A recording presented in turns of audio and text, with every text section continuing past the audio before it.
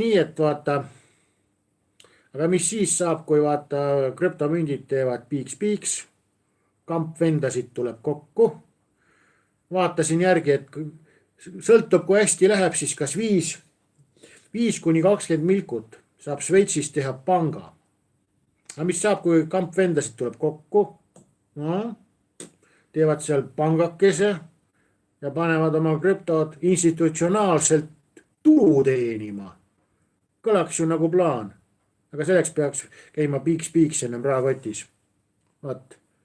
Ja selleks peaks olema ka inimesi piisavalt palju, kes saavad aru, et kui piiks-piiks käib, siis ei lähe ja ei osta Ferrarit ja prosti kuradi pärakasti tõmba kokaiini ja sõidad surnuks. Vaid reaalselt saad aru, et intressitulu on see, mis loob generatsioonide pikkuse jõukuse. Vaat nii kaugele on vaja viia kamp inimesi.